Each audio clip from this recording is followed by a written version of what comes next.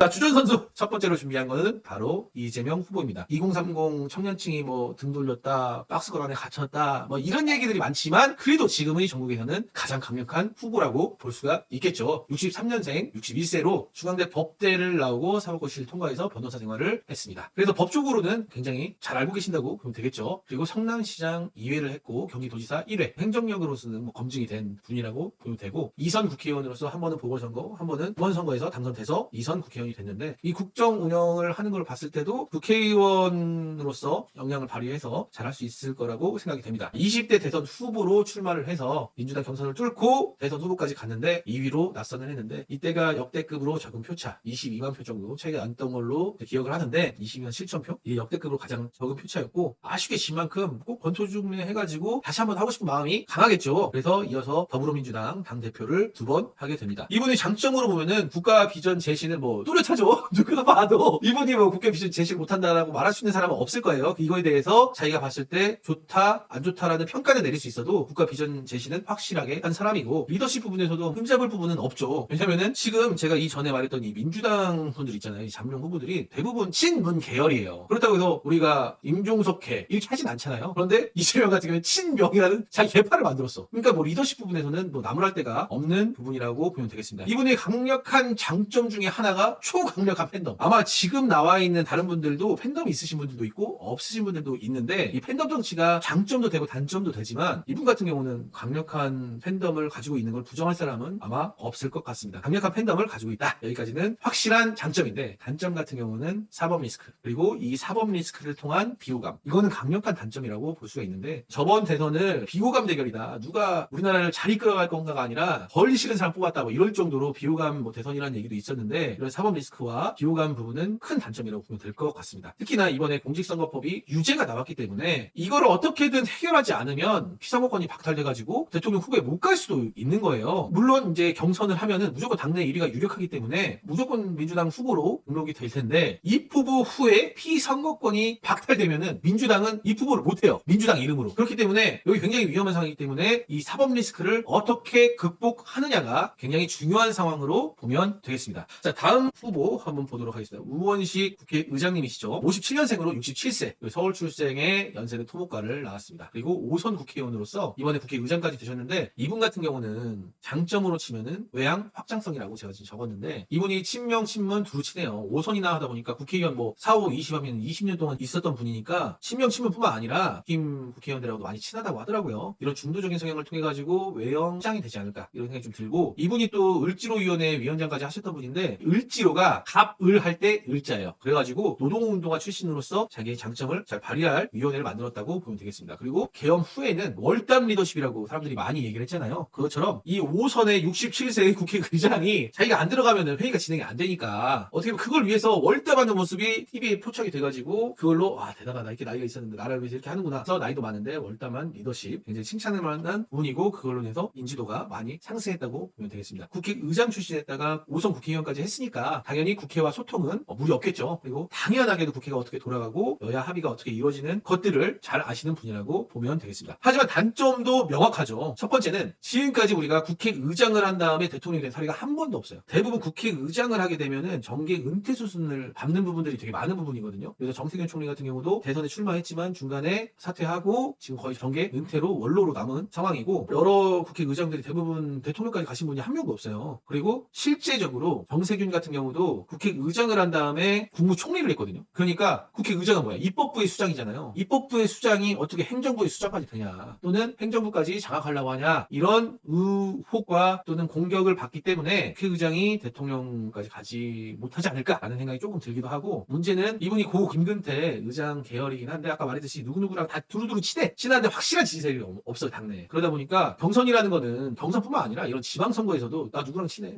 이 사람들 표 되는 거 아니거든요. 확실한 지지세력 이런 것들이 필요한데 당내에 확실한 지지세력이 없다는 거는 큰 단점으로 보면 되겠습니다.